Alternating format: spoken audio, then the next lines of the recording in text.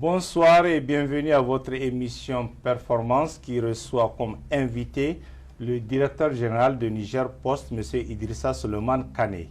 Avec le DG de Niger Post, nous allons aborder au cours de cet entretien tous les sujets qui concernent la gestion de cette société qui, il y a encore quelques années, se trouve dans la tourmente au point où de nombreux observateurs pensent à la disparition totale des services de la Poste au Niger. Mais grâce aux efforts du personnel très résilient et à la politique managériale très efficace de son jeune directeur nommé il y a de cela 24 mois seulement, Niger Post, c'est le lieu de le dire, a repris du service avec des résultats satisfaisants.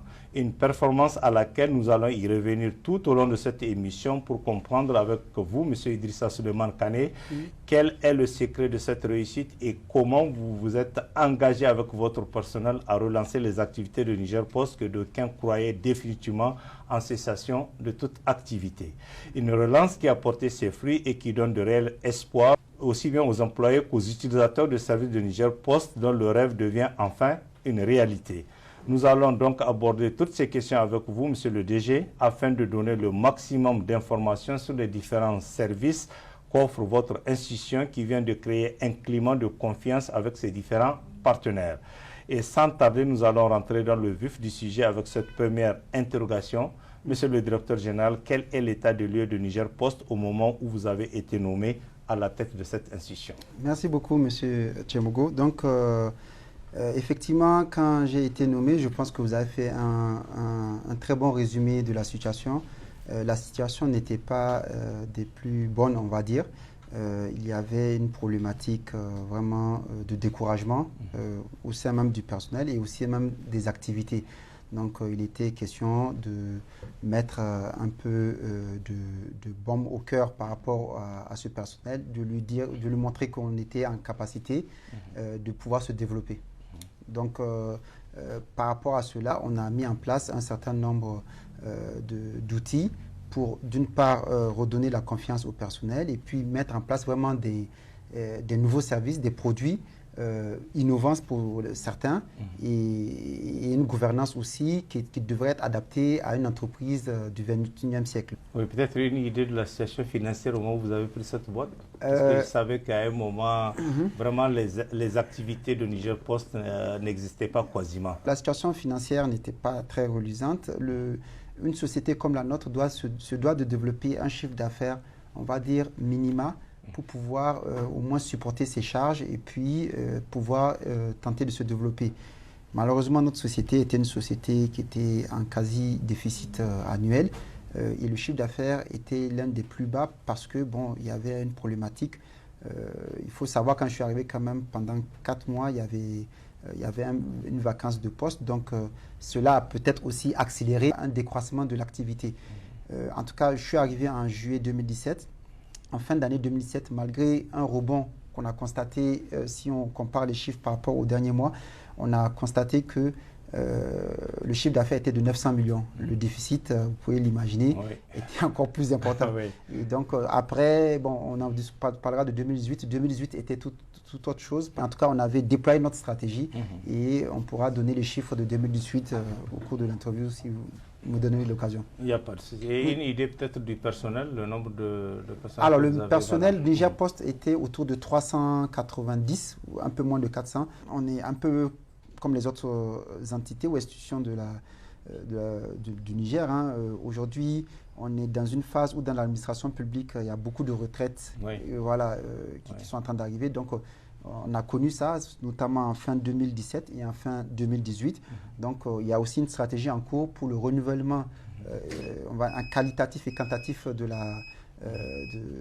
personnel de Niger Post. Et aussi, on est en train de voir comment même améliorer le nombre de personnes, puisque au vu des activités qu'on est en train de mener actuellement, on se rend compte qu'on est en déficit de personnel. Le personnel, c'est aussi bien au niveau de la capitale qu'à l'intérieur du pays. Oui, parce que je sais que vous avez quand même des agences au niveau de l'intérieur du pays. Tout à fait. On a une pays. Centaine d'agences à l'intérieur du pays qui représentent notre réseau, notre front office par rapport au public. Donc, il y a le réseau, les agences et les bureaux de poste. Bien entendu, il y a d'autres entités qui sont en back-office, les directions régionales et d'autres services. Mais effectivement, le personnel est en majorité réparti dans ces bureaux-là.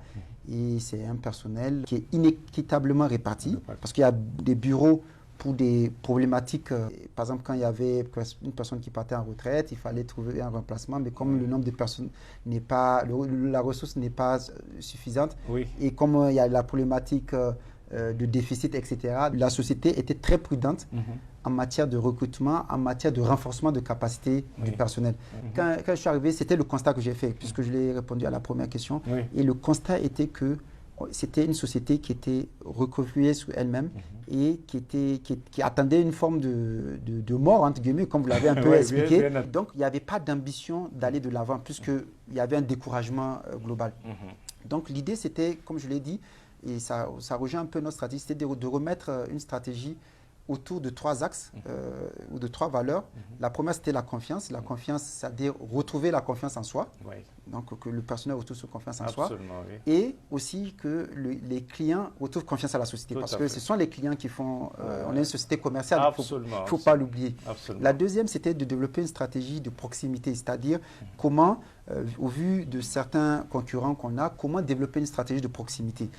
Il y a la troisième et qui est très importante pour des sociétés qui veulent faire des bons, qui sont dans une logique de croissance et de développement, c'est l'innovation. Trouver des mécanismes, des produits, des services permettant de pouvoir avoir des actes de développement supplémentaires à ceux qui étaient connus classiques.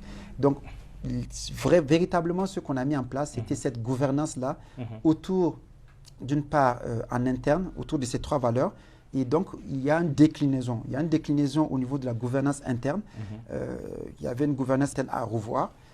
Parce que, en fait, comme vous l'avez dit, dans le réseau, on a une centaine de réseaux. Et étant donné la situation difficile de la société, c'était les personnels, ou en tout cas les dirigeants, faisaient un peu du chacun pour soi. Tout le monde était recroquevillé sur lui-même. Et on était dans une situation où chacun essayait de sauver, entre guillemets, son petit cercle. Or, il fallait voir vraiment dans l'ensemble, comment sauver tout dans l'ensemble. Donc, on a dû remettre en place une certaine gouvernance. Une gouvernance qui va de la direction générale aux directions régionales, de la direction régionale avec les entités opérationnelles. Donc, ça, c'était très important. Je ne vais pas trop dévoiler. C'est vraiment une gouvernance interne, managériale. Et on a mis en place aussi une gouvernance autour du marketing. Le marketing, c'était quoi? C'était revoir nos offres et faire en sorte que les offres soient accessibles au public et faire en sorte qu'on ait des nouvelles offres. C'est pourquoi on a développé maintenant 5 offres. Chaque postier maintenant connaît un peu ces offres-là et il fait en sorte que les clients les connaissent. Ça va donc de la logistique au classique poste, au transfert d'argent, au service premium et au service CCP qui regroupe. Donc, c'était ça un peu l'axe sous lequel on a voulu miser pour le développement de la société. Et Dieu merci, on a eu des résultats souvent spectaculaires dans d'autres domaines, comme la logistique par exemple. Et puis en innovation, on a montré, donc on a fait du marketing et de la communication. Et on a refait notre gouvernance. C'est ça essentiellement les ingrédients qu'on a mis pour redresser la barre. D'accord. Aujourd'hui, Niger Post est quasiment installé sur l'ensemble du territoire. Dieu merci, maintenant, l'élan qu'on a pris nous permet de vouloir avoir plus d'ambition pour être présent dans la quasi-totalité des communes. Voilà. Il y a 266. Hein? Il y a 266. Il faut toujours avoir une ambition très forte. Et peut-être avant de revenir un peu sur cette question, vous savez, la stratégie dont je parlais tout à l'heure découle d'une vision. Et la vision, c'est laquelle? C'est d'être l'une des plus grandes entreprises de ce pays. Parce que, bon, on revient de très très loin. Quand je dis on revient de très très loin, on n'est même pas arrivé à cet objectif des 5 plus grandes entreprises de ce pays. Mais il faut être très ambitieux. Parce que sans ambition, sans vision, on ne pourra pas avoir des objectifs et il ne pourra pas atteindre des objectifs. Cette ambition d'être parmi les 5 plus grandes entreprises de ce pays. Donc, pour ce faire, il faut aller étape par étape. Il faut aller étape par étape et il faut voir tous les volets de croissance qu'il y a. Il faut que notre réseau soit aussi large. Oui, absolument. Voilà. Donc, d'où la deuxième valeur dont je parlais tout à l'heure, la proximité. La proximité, c'est être très proche de nos clients. Aujourd'hui, on le sait, par exemple, sur certains domaines, notamment le transfert d'argent, en matière de réseau, on a des concurrents qui sont solides. Ouais. Donc, il y a deux manières de voir les choses. Soit on fait comme eux, on essaie d'ouvrir autant que possible de points de contact. Ouais. Après, chaque société a sa stratégie. Ouais, absolument. Oui. Nous, la nôtre est aussi de faire très attention aux charges que cela génère. Bien sûr. Soit on fait un mix ou un cocktail de la proximité et de l'innovation. Parce qu'à travers des produits, à travers des services qu'on va bientôt mettre en œuvre, le client n'a pas besoin d'être dans notre lieu physique. Il peut être chez nous à travers l'accès d'une plateforme sur son téléphone portable et avoir son bureau, entre guillemets, sur son téléphone portable. Chose qui est faite dans les pays occidentaux. Absolument. Voilà, vous en savez quelque chose. Absolument, et donc, pour revenir à votre question, oui, on a l'ambition d'être présent dans l'ensemble des territoires. La première étape, l'une des étapes les plus importantes, ce sont les communes. Mais on s'appuie aussi sur notre stratégie qui est très importante et qui n'est pas portée par nous, qui est la stratégie de l'ANSSI et de l'Agence nationale de la société de l'information sur le Niger 2.0. C'est une stratégie du président de la République qui consiste à ce que des services publics, etc., puissent être disponibles à travers le canal du digital dans les 15 000 villages du pays. Nous, on a l'ambition d'accompagner ça. Donc, vous voyez, quand on dit on veut être, on a un produit qu'on pourra parler, donc, qui est Kaomini, qui est axé sur ça. Et en fait, nous, donc, l'ambition finale, pour répondre à votre question, c'est avoir 15 000 points de contact. Bon, on a 100 points de contact, il y a du chemin. Il y a du boulot, il faudrait une stratégie, mais on va étape par étape. La première étape, c'est les 266 communes. D'accord. Voilà. Avant de poursuivre cet échange et pour mieux comprendre le travail accompli en si peu de temps, suivons tout de suite ce reportage réalisé par une de nos équipes qui s'est penchée sur les quelques innovations apportées pour remettre en selle cette société. Dans l'optique d'améliorer les conditions de vie et de travail des populations, Niger Post offre divers produits et services. De Niger Post, nous avons ce que nous appelons le post-transfert. Les post-transferts, il s'agit des transferts monétaires. Nous avons le paiement des factures, Nigelec et SEN. Il y a deuxième volet de produits, c'est ça le compte postal. Il y a ce que nous appelons le compte courant. À part ça, nous avons le compte d'épargne. Il y a autres services que la Poste dispose pour les retraités, les pensionnés. Donc un service à domicile de paiement. Il y a aussi les étudiants, les contractuels. Le coût est élevé pour la gestion de leurs comptes. Pour venir en aide à ceux qui disposent de petits budgets, la société fait de l'inclusion financière une source de préoccupation. Ceux qui sont exclus du système bancaire, du circuit bancaire classique, c'est la population qui se trouve dans le monde rural. Et la Poste, elle est présente dans le monde rural. D'abord, c'est l'accessibilité, la proximité et l'admissibilité. Si vous avez accès à ces services-là, qui ailleurs, ça demande d'énergie pour les avoir, je pense que c'est une bonne chose. Les prix des différents services financiers de Niger Post sont les moins chers du marché. La Poste, en dehors de sa mission commerciale, elle a une mission universelle. C'est lui de rendre disponible les services financiers de base à toute la population du Niger. Des offres à des tarifs bas qui n'empêchent pas la société de contribuer à la croissance économique du pays.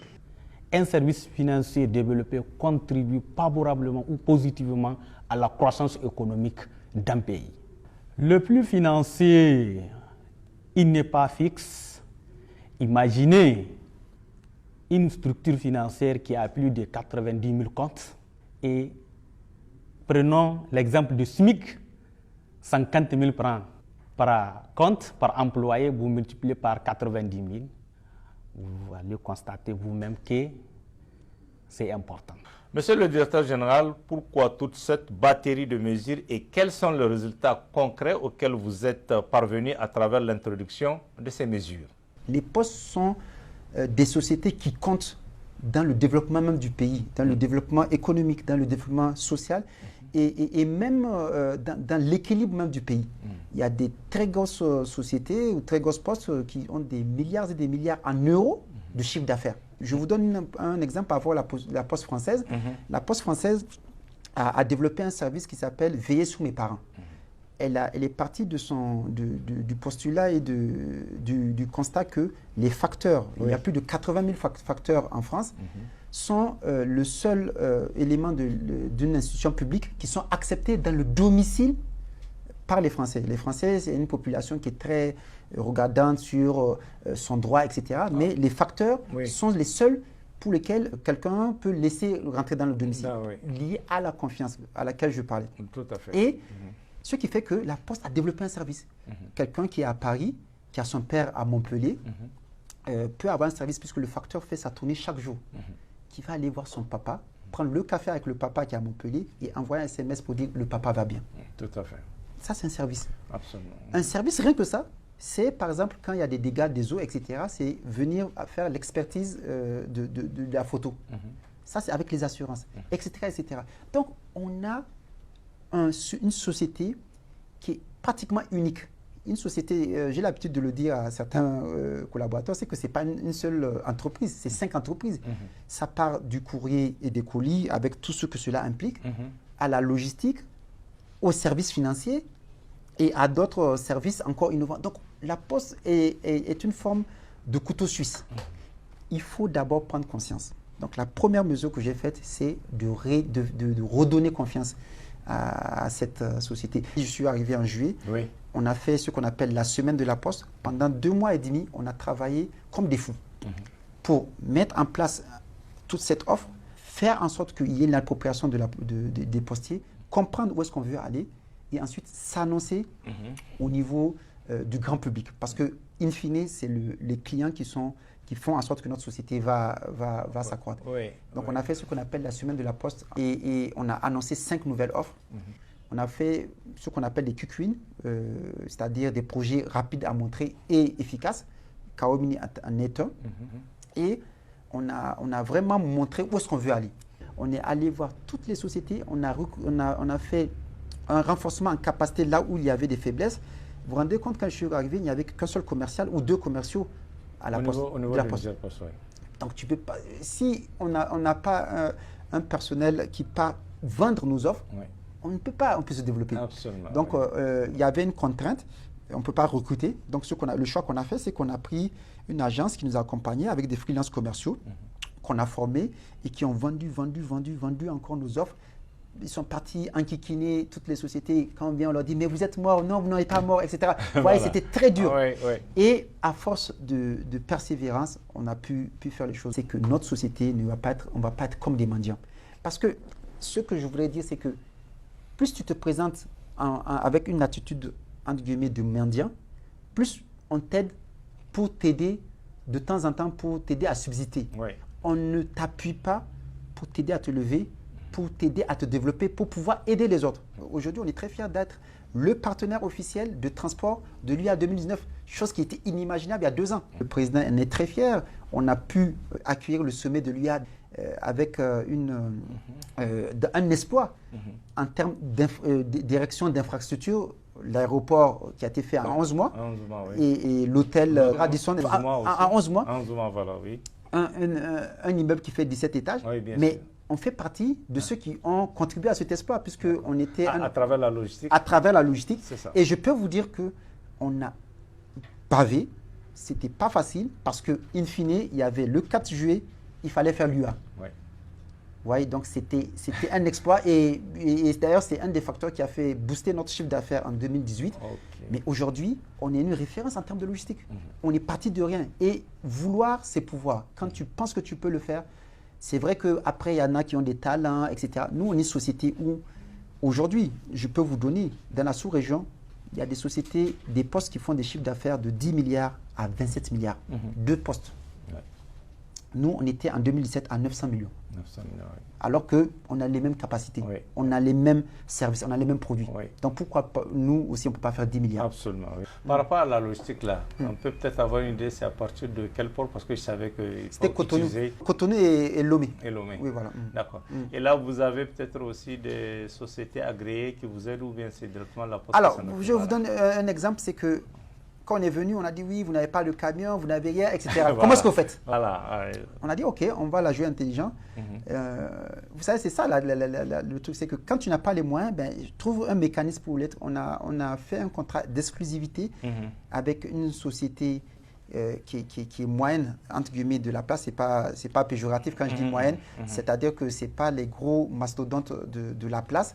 Et on leur a dit, voilà, nous, on peut amener un carnet d'adresses, vous avez le savoir-faire. Faisons un contrat d'exclusivité sur lequel on va les démarcher, vous avez vos clients, on va chercher nos clients et ensemble, faisons le pari de faire de la logistique un des piliers de la Poste.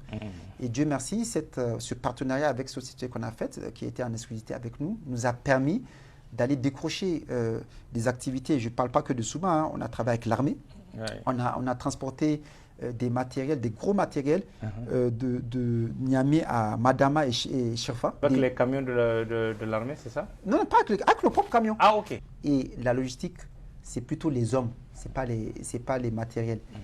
Quand il y a les hommes, les bons hommes, avec le bon enthousiasme, le bon allant et l'expérience ici, la capacité de le faire, vous pouvez faire de la logistique. C'est ce qu'on a fait.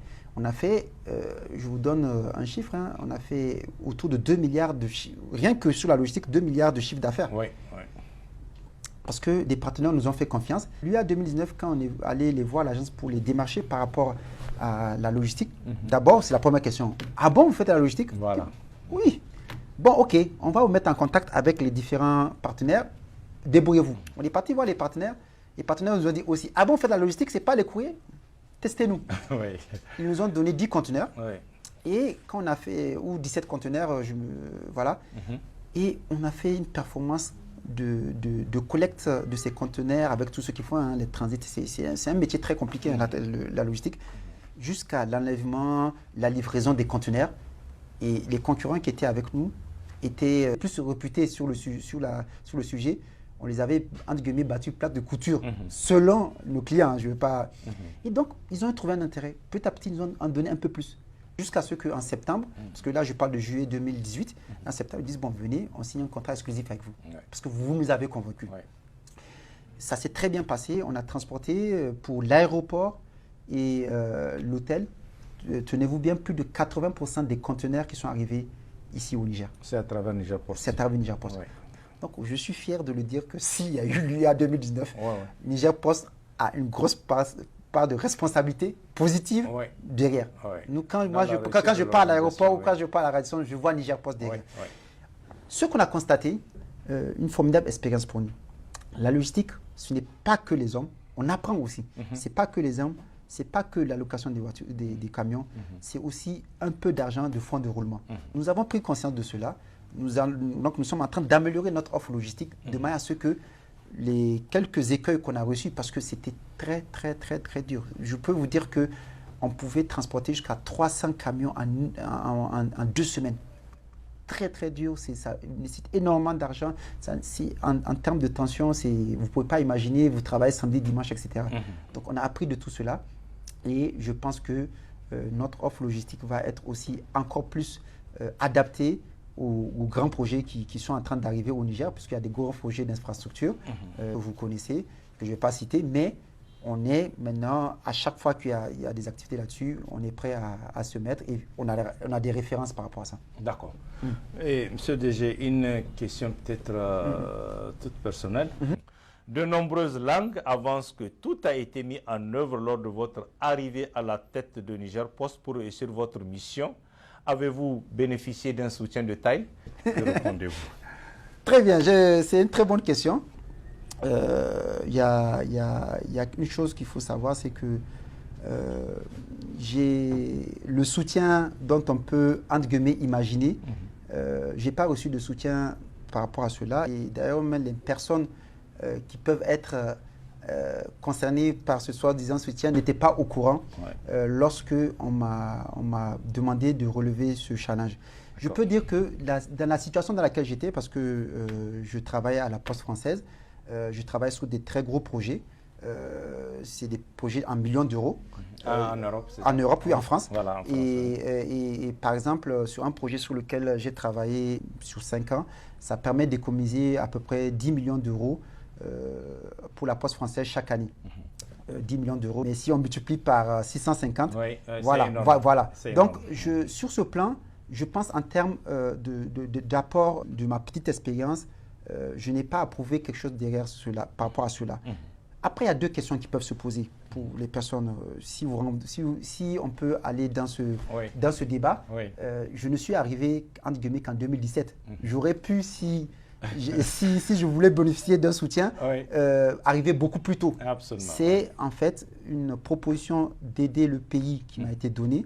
Et je peux vous dire, ça aussi, anecdote pour anecdote, que j'avais une proposition de poste beaucoup plus intéressante, beaucoup plus calme, beaucoup plus moins visible que celle que j'occupe, qui m'avait été faite, que j'aurais pu prendre et puis toujours ici au Niger, toujours aussi au Niger, voilà, et qui j'allais passer entre guillemets dans les gouttes d'eau. Ce qui m'a inaperçu. Ce qui m'intéresse, quand on m'a appelé par rapport à cela, cette question, je me la suis posée. Et je l'ai rapidement écartée. Je sais que beaucoup de gens vont se poser des questions tout le temps sur les choses, mais in fine, qu'est-ce qui compte, ce sont les résultats. Je me suis dit, j'ai un très bon background pour aider la Poste, parce que la Poste, on m'a dit que je n'étais pas dans une très bonne situation. On m'a dit, et j'ai une expérience par rapport à cela, est-ce que je peux aider la Poste? La réponse a été immédiatement oui. Vous savez, ce que les gens peuvent dire ou autre, c'est ainsi va la vie. Mais moi, je n'ai pas hésité une seule seconde à relever ce défi. Moi, ce que je pense, seuls les résultats comptent. Et pour aller plus loin, je peux vous dire que même dans notre gestion actuelle, les gens pensent que, bon, parce que, voilà, peut-être que j'ai une certaine... je peux avoir un certain privilège, que ce sont ces privilèges qui nous aident. Moi, je pense qu'il faut demander juste le témoignage des postiers, l'abnégation sur laquelle on travaille, parce que ce n'est pas ma personne qui est concernée, c'est la société qui est concernée. Si les gens veulent travailler avec nous, ce n'est pas parce que il y a X ou Y qui est là, c'est parce que X et Y et d'autres ont amené quelque chose qui intéresse les gens. Je vous parle de l'UA 2019. L'UA 2019, on n'est pas venu, on dit bon, parce que c'est X qu'on t'a donné. Absolument, oui. On nous a dit, on nous a essayé, et on a vu qu'on peut. Tout à fait. Nonobstant toute autre question. Donc, je ne sais pas si j'ai pu répondre un peu à la question, mais je me suis toujours dit, je fais abstraction de ça. Les gens peuvent penser ce qu'ils veulent. Tout ce qui est important, le plus important, ce sont les résultats. D'accord. Pour avancer dans ce débat, nous allons, monsieur le directeur général, suivre à nouveau ce second reportage qui met en lumière toutes les initiatives que vous-même et votre équipe ont mis en place pour relancer de belle manière les activités de Niger Post à l'effet d'amener cette société à sa transformation. Niger Post s'est engagé dans une stratégie d'innovation. Logistique Post est un nouveau produit lancé sur le marché il y a environ 1 an et demi. Il fait déjà beaucoup parler de lui. Logistique Post, c'est une branche, si vous voulez, de Niger Post qui s'occupe de tout ce qui est transport, à savoir, entre autres, les enlèvements de marchandises, le transport maritime d'abord. Vous avez aussi les formalités portuaires au niveau des différents ports. Vous avez le transport routier, les formalités de passage frontière. Vous avez les formalités douanières à destination et aussi le transport aérien de marchandises. Logistique Post, c'est aussi tout ce qui est déménagement et puis manutention des grosses marchandises et colis fragiles et tout ce qui est en vrac en fait. Par ailleurs, l'avènement de l'Internet a révolutionné les habitudes dans beaucoup de secteurs d'activité et pour répondre aux besoins et aux attentes des clients, Niger Post a initié la plateforme Kaomini dans un contexte où le commerce électronique connaît un essor. Pour passer une commande Kaomini, c'est très simple. Il faut accéder au site Kaomini à travers l'adresse www.kaomini.le, s'identifier, c'est-à-dire s'inscrire, sélectionner, ensuite choisir le mode de paiement. Nous avons le paiement en ligne, à l'électronique, c'est-à-dire via Orange Money, via PayPal. Et nous avons aussi le mode de paiement cash à la livraison. En tant que marchand, là aussi, c'est simple. Une fois accédé à la plateforme, il faut publier ses articles. Maintenant, Kaomini s'en charge de la collecte et de la livraison. Et vous êtes aussi payé dans le délai en tant que marchand, une fois vos articles collectés et livrés. La plateforme Kaomini présente des avantages aux vendeurs et acheteurs. Aux uns, elle donne plus de visibilité tout en augmentant les ventes. Aux autres, elle permet d'accéder aux offres et d'acquérir des biens et services à des coûts accessibles dans un temps raisonnable. Nous avons une gamme variée de produits. Vous pouvez commander à manger. Vous avez aussi la possibilité de payer des vêtements. Vous pouvez vous faire recharger votre bouteille de gaz, payer du matériel informatique. Vous pouvez aussi, en cette période de rentrée scolaire, payer aussi pour vos enfants, bien sûr, vos kits scolaires. Les limites géographiques sont alors brisées. Sur le plan national comme à l'international, Niger Post offre des produits. Votre commentaire sur ces différents produits et la plus-value enregistrée par vos services, notamment en parlant de Kaomini et beaucoup plus aussi du fait que le salaire des contractuels a été domicilié au niveau de la Poste et qui fait beaucoup jaser à ce moment. Voilà. Kaomini, c'est quelque chose auquel je crois fortement. Kaomini, c'est un service qui peut être révolutionnaire à terme pour le Niger. D'accord. Et comment? Voilà. Donc, vous savez, c'est pour ça qu'il faut savoir, il faut vivre avec un esprit ouvert et comprendre comment le monde marche. Il y a de cela 3 semaines ou 1 mois à peu près, j'étais à Genève pour un congrès extraordinaire de l'Union postale universelle qui parlait des problématiques des postes et d'un sujet qu'on appelle des petits paquets. Dit comme ça, on va dire le Nigérien, il s'en fout. Mais les petits paquets, c'est un business énorme. C'est le business qui est engendré par les ventes sur le e-commerce. Les États-Unis ont menacé, parce que ses intérêts étaient menacés à cause du e-commerce et qu'elle dit qu'il n'y a pas d'égalité par rapport aux échanges sur le e-commerce. Qu'est-ce qu'ils reprochent? Ils disent que la Chine est considérée comme un pays en voie de développement. Dans le système de répartition est un peu complexe, je ne vais pas rentrer dans les détails, bien sûr. Elle perd de l'argent. Elle a dit, c'est soit vous faites un système qu'on a mis en place, soit je quitte. Bien sûr, quand on rentre dedans, il y a toujours des compromis, etc. Le compromis qui a été fait que les États-Unis, sur le marché des e-commerce, vont gagner 500 millions de dollars en plus par an. Par an. Ouais. Nous, quand on se dit on est d'un petit pays qui ne compte pas, etc., on ne compte pas, c'est faux. Je vais donner juste 2 exemples parce que tout le temps je donne ces exemples pour faire comprendre les choses. Quand il s'agissait du développement de la téléphonie mobile, les gens n'y croyaient pas. Oui. La téléphonie mobile est rentrée de manière spectaculaire dans nos pays. Oui. Quand il s'agissait de la deuxième phase de la téléphonie mobile, qui s'appelle les smartphones, les téléphones intelligents, parce qu'avant on avait nos Nokia, etc. En 2007, avec Apple, iPhone, les gens pensaient que, et même les sociétés qui faisaient ça, pensaient que ça ne va jamais rentrer dans nos pays. C'est rentré. Aujourd'hui, dans les villages les plus lointains du Niger, vous avez des smartphones. Tout à fait. Quand des services, là maintenant je ne parle plus du hardware, je parle de software, quand des services comme Viber et WhatsApp sont rentrés, les gens pensaient qu'on n'allait pas les utiliser. Mais aujourd'hui, chacun d'entre nous, on appelle nos amis. Le Niger est un pays dont la balance commerciale est déficitaire. On ne fait qu'importer. Oui, absolument. Donc, qu'est-ce qui se passe? Aujourd'hui, on a notre président, encore une fois, je vais le citer, est champion de ZLECAf. Ça veut dire qu'il y a un seul marché. Les États-Unis, c'est un marché. L'Union européenne est un marché. Si aujourd'hui on prenait les pays individuellement, la France, la Belgique, l'Espagne, etc., ils seront des nains par rapport au bloc États-Unis, au bloc Chine, au bloc Inde. Ouais.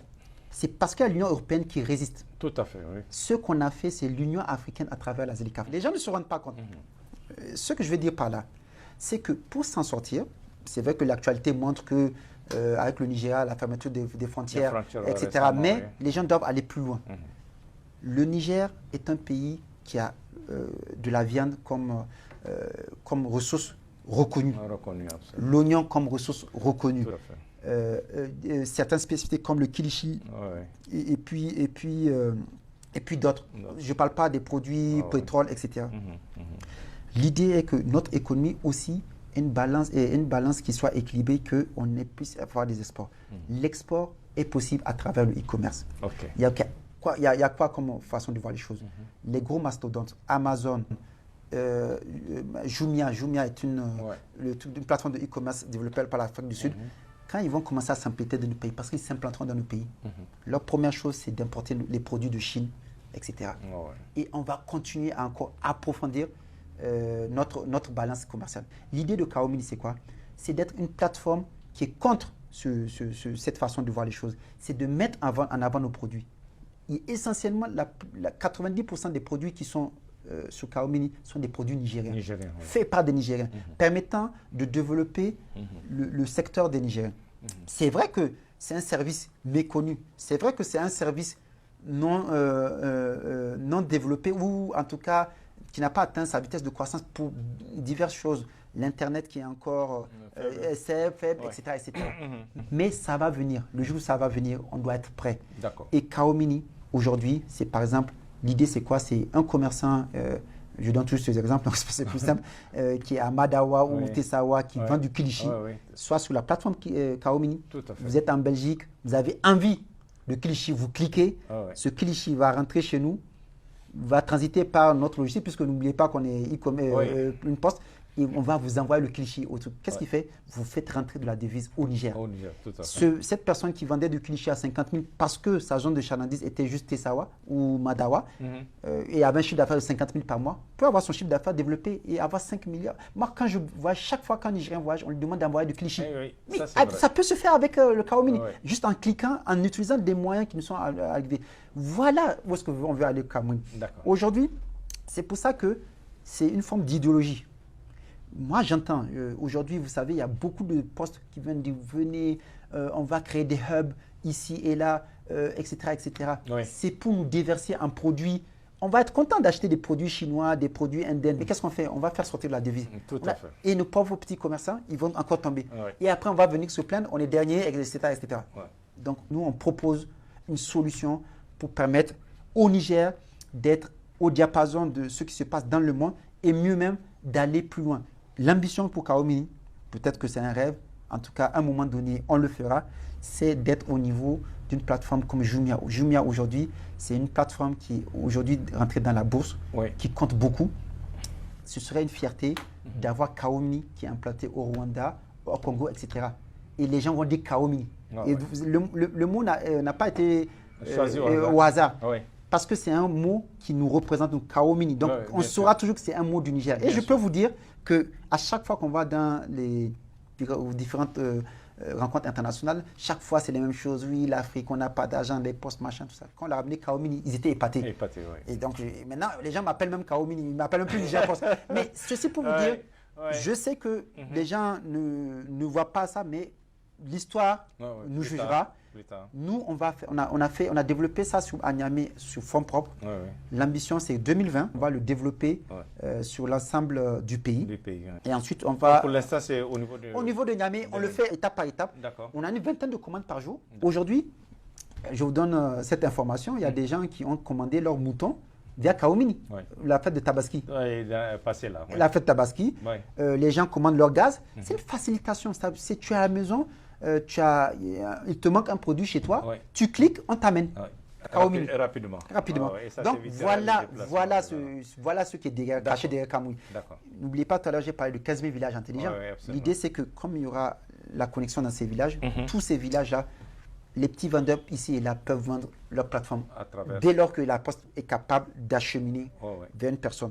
La personne peut être au Niger, peut être en Afrique, peut être en Europe. Voilà l'ambition de Kaomini. Maintenant, l'autre aspect, c'est au niveau... donc les services... Voilà, non, alors, merci de cette question, qui est une question d'actualité. Et je suppose que quand on dira qu'il y aura l'émission sur Niger Post, beaucoup vont attendre cette question. Donc, donc, on a réservé le meilleur pour la fin. Je voudrais d'abord redonner, et c'est une forme de pub. Niger Post aujourd'hui, c'est comme si on avait 5 sociétés. On a 5 offres. On a l'offre classique poste qui nous fait, qui est l'essentiel, qui est notre cœur de métier, acheminement et envoi de courrier et de colis, national et international. Aujourd'hui, il faut que les gens se rendent compte, quand tu dois envoyer un courrier et que tu dois l'envoyer en France ou aux États-Unis pour une inscription ou un dossier très important, ce n'est pas la poste que vous passez. Donc, je veux que les gens comprennent ça. Se remémorent ça. D'accord.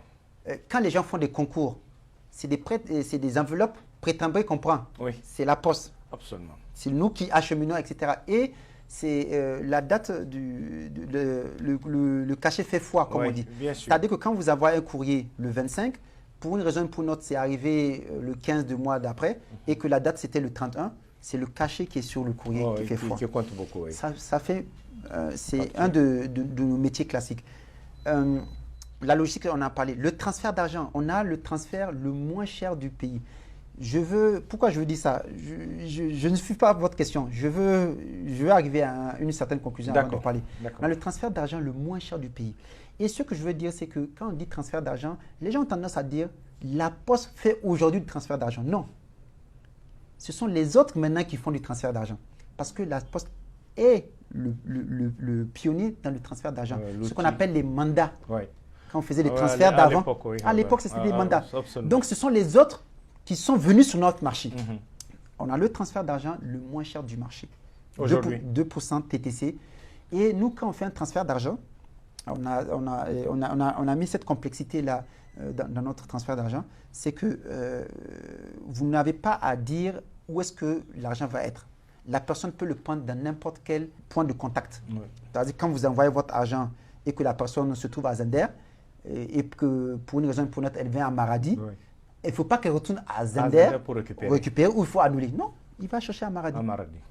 On est l'un des meilleurs partenaires de la Nigélec en ce qui concerne le paiement de factures, de signes. Oui. On a une collecte très impressionnante parce que ce que les gens apprécient beaucoup, c'est que quand ils paient leurs factures chez nous, ils ont un ticket comme à la Nigélec. Oui. Et donc, pour des raisons pour notre, quand les agents Nigélec viennent et qu'ils voient le ticket, ils ne vont pas couper. Mais avec les autres, oui.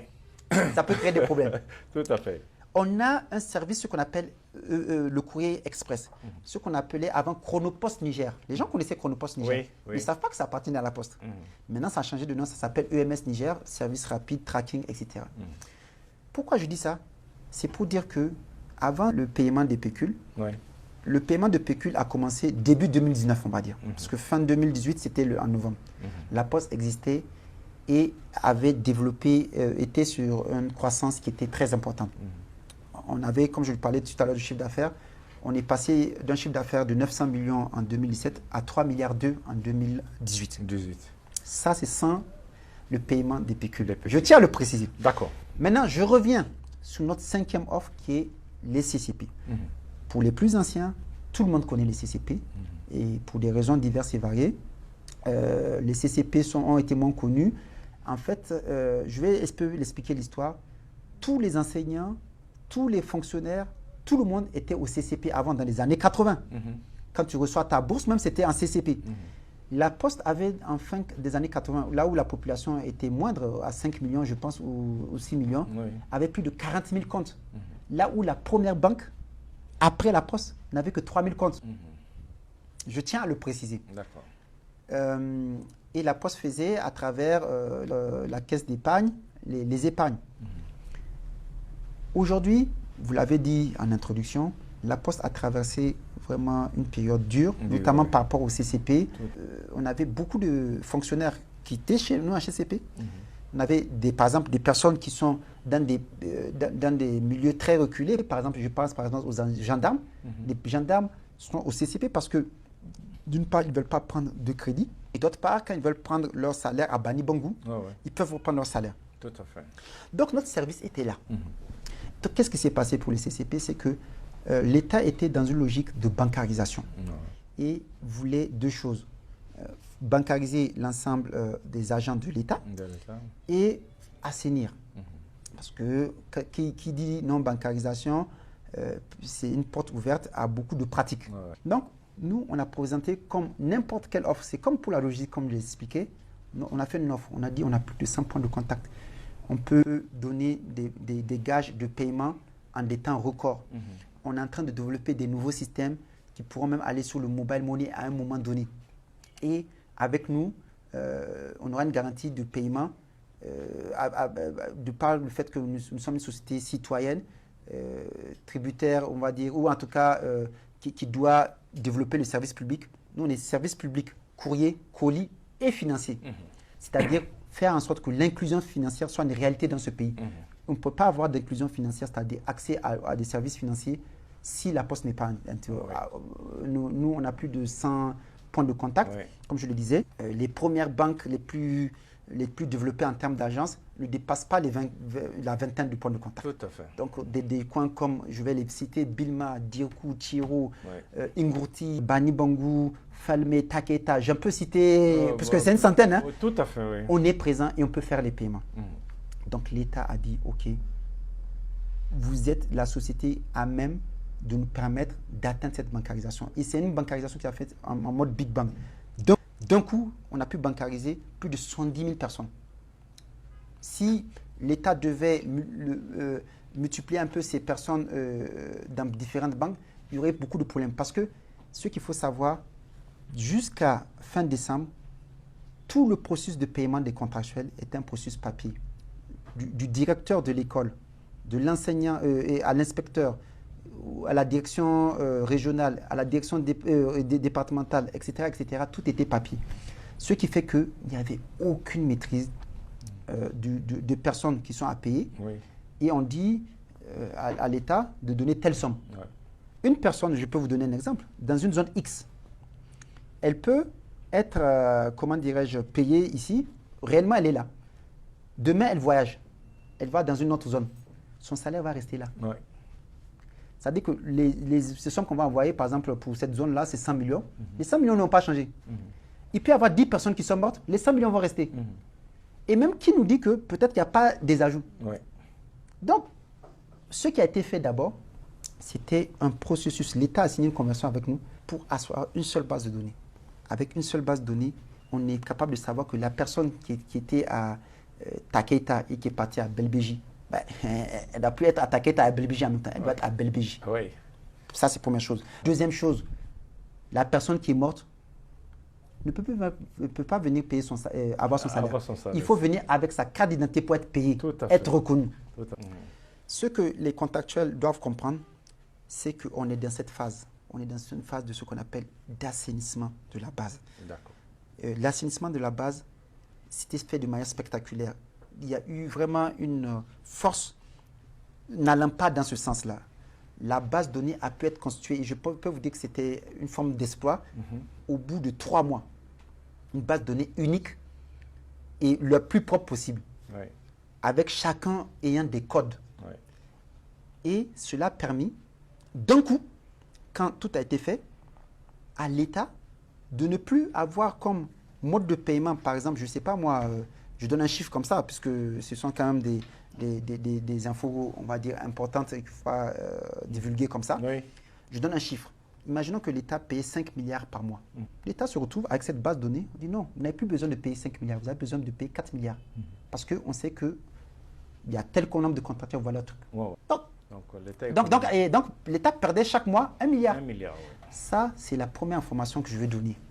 Parce que quand on a dit que, et je sais quand il y a eu ces échanges, notamment entre les syndicats de la Poste et tout, certains ont interprété quand on a dit, nos syndicats ont dit que ça a permis de faire l'économie de 1 milliard. Les gens pensent que c'est les 5 milliards encore qu'on donne à Niger Post. Nous, on paie les 4 milliards et nous, on gagne 1 milliard. Non.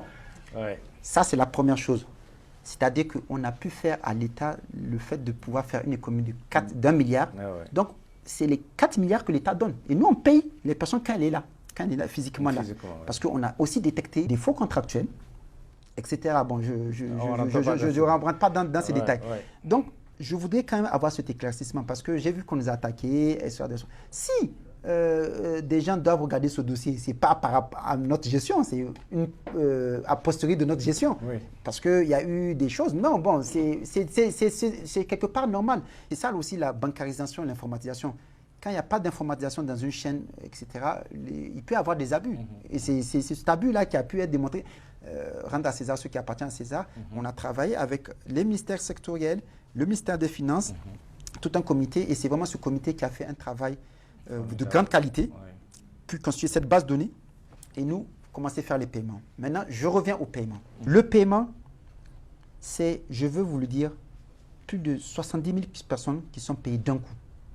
Aujourd'hui, aucun établissement au Niger n'est capable de payer 70 000 personnes d'un coup. D'un coup. Ça, c'est la première chose. D'ailleurs, chose même la plus intéressante, c'est qu'on a des experts du Posto qui sont venus, qui ont des services financiers assez développés dans d'autres pays. Ils ont dit que le cas du Niger est pratiquement unique. Parce que ce qu'on fait n'est vu nulle part ailleurs. Je vais vous donner une statistique parce que c'est des faits. Quand le paiement commence à Niger Post, par exemple, un lundi, 4 jours plus tard, plus de 75% des contractuels sont payés. Déjà. Alors, c'est vrai que quand tu viens, tu es contractuel, tu veux être payé, etc., et que vous êtes peut-être 1500 à être payé dans un bureau, toi, personnellement, tu ne vois pas ça en mode rapide. Oui. Mais, je vous dis, on paye 75% à 80% Par jour. de personnes en 4 jours. En 4 jours. Ce qui fait que si vous prenez un exemple de 60 000, alors prenons 100 000, parce que ce n'est pas le bon chiffre. Donc ça veut dire qu'on paye 80 000 personnes en 4 jours. En 4 jours, oui. Ce qui est énorme. Ce qui est énorme.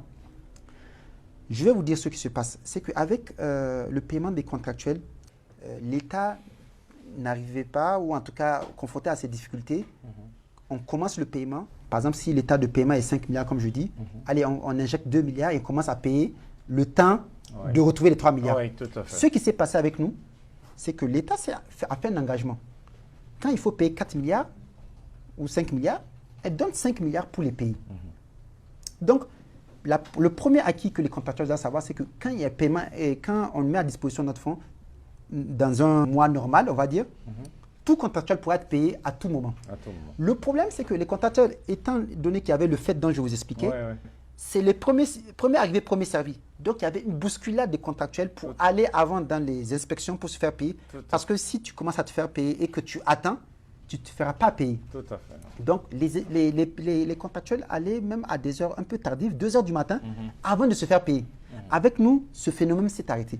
Mais malgré tout, il y a un autre phénomène qui s'est mis, et j'expliquerai ça, c'est le fameux terme issu. On n'est pas payé à terme issu. Et ça, c'est lié à quoi? C'est ça, en fait, on va dire, le nœud du problème. Alors, on m'a dit que j'ai affirmé que nous, on va payer à terme issu. Je vais rétablir la vérité. Rectifier, oui. Lors de la conférence de presse que j'ai faite lorsque on avait eu cette convention, j'ai expliqué que nous sommes les avocats qui vont permettre à ce qu'on fasse tout pour qu'on nous paye à terme échu. Ça veut dire quoi être payé à terme échu? Et je l'ai dit en toute honnêteté qu'on ne peut pas mobiliser 5 milliards, nous, Niger Post, payer chaque mois. Voilà, parce qu'on vient de là où on vient. Oui, bien sûr. Si on avait 5 milliards qu'on peut préfinancer, ça se saurait. Tout à fait. Mais j'ai dit, nous, on va tout faire pour que les 5 milliards, par exemple, puissent être mis à disposition. J'ai dit, c'est le premier engagement. Et j'ai dit, quand le processus d'informatisation totale va être fait, l'État sera en mesure de payer sous le même schéma. Parce que, pour un peu donner une image, en réalité, pour payer les fonctionnaires, l'État a 3 phases à faire. Une phase A, B et C, pour résumer. Avec les contractuels, on est à la phase A et B. On n'a pas le fameux C. Le C, c'est quoi? C'est le fait qu'aujourd'hui, les fonctionnaires sont dans un logiciel, voilà, c'est le terme, je ne peux pas donner, d'un logiciel qui est logé à la ministère des Finances, qui automatiquement, au niveau de la solde, voilà, et qui fait ça. Aujourd'hui, les contractuels ne sont pas dedans. Aujourd'hui, pour que le paiement puisse se faire pour les contractuels, c'est la fameuse étape C. Il y a des engagements, il y a des mandatements, il y a tout un processus administratif qui est fait dans les ministères sectoriels. Donc, ce qui fait que même si l'État met à disposition les fameux 5 milliards ou 4 milliards, il faut ce travail-là. Il faut que ce travail administratif soit fait. Et tant que ce travail administratif n'est pas fait, puisque vous savez, c'est de l'argent public qui est géré, on ne peut pas sauter chaque étape, et celui qui saute une étape avec toutes ces sommes peut aller directement en prison. Ah, absolument. Donc, sûr. Il y a une certaine, et ça je le dis, c'est là que ce n'est pas optimisé. D'accord. Aujourd'hui, on a eu des mois où le comité de trésorerie a mobilisé tout l'argent. Il nous a manqué les mandatements pour faire le paiement et pour qu'on ait le virement. Tout à fait. Et il y a eu même des fois jusqu'à 3 semaines. Vous vous rendez compte? Je veux vraiment attirer l'ensemble. C'est un tout. Niger Post est juste le maillon de la fin, la chaîne visible avec les contractuels. Il y a tout un processus. On fait tout pour l'améliorer.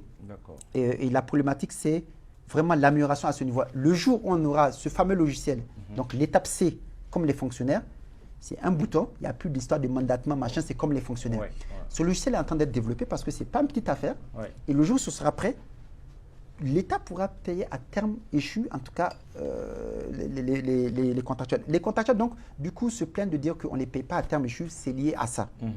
Je pense qu'il y a un effort à faire là-dessus, qui n'est pas malheureusement lié à nous. Mais on a commencé déjà à avoir des discussions. Parce qu'aujourd'hui, on a fait quand même une dizaine de phases là-dessus. Et cette problématique de terme échu est l'aspect numéro 1 sur lequel les contractuels vraiment reprochent à Niger Post. Mais en réalité, vous voyez, ce n'est pas Niger Post qui est tout. Mais nous, on est conscients de cela et on est en train de voir comment faire en sorte que, même avant l'arrivée du logiciel, avoir les mécanismes nous permettant qu'il y ait le terme échu. Parce que l'essentiel, et ça, je reconnais à ça aux contractuels, c'est comme tout agent, ils ont leur dignité, ils font un travail à la fin du mois, comme un fonctionnaire, comme un tout doit être payé à la fin du mois. Le fait de ne pas les payer à la fin du mois n'est pas tout. Ce qui fait qu'on fait des efforts. Je reconnais qu'il y a l'étape C qui est là et on est en train de travailler vraiment avec les parties prenantes pour faire en sorte que ça soit raisonnable. Rapidement, et au niveau des frais, parce que j'ai entendu aussi quelques griefs au niveau des frais. Les frais, d'accord. Voilà. Alors, les frais, on avait annoncé qu'il y avait 500 francs de tenue de compte. Ce sont les frais de tenue de compte. Les frais de tenue de compte, ce sont les frais qui sont avancés lorsque une institution financière parle des frais rapportés aux contractuels, à la gestion, parce que ce sont les frais les plus importants.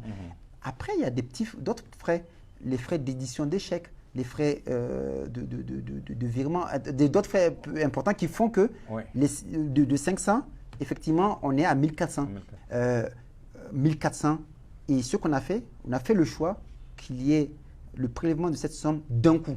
Parce qu'en réalité, si vous suivez d'autres établissements financiers, ils répartissent les coûts sur 3 mois. Nous, on aurait pu faire les 500 francs et sur le milieu du mois, prendre 200 francs, 300 francs, etc. On a dit non, on fait le choix de prendre tout d'un coup. Comme ça, tout l'argent qui est là est à leur disposition.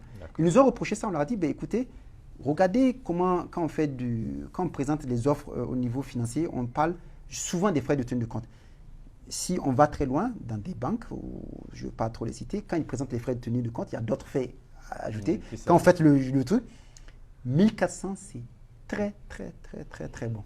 D'accord. Le directeur général, peut-on aujourd'hui, sans risque de se tromper, dire que Niger Post est sur la bonne voie pour une réussite totale de sa mission, au vu de tout ce que vous avez développé dans cette émission?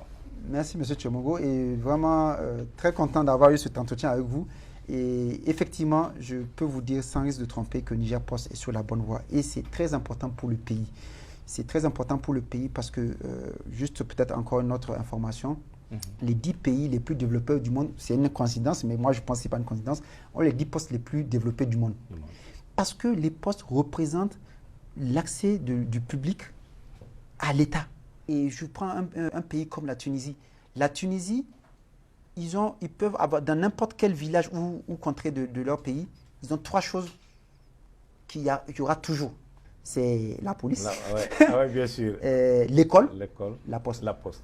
Et ce n'est pas tout le monde qui peut bénéficier d'une carte bancaire. Ce n'est pas tout le monde qui peut supporter des frais très importants. Ce n'est pas tout le monde qui a besoin d'offres sophistiquées.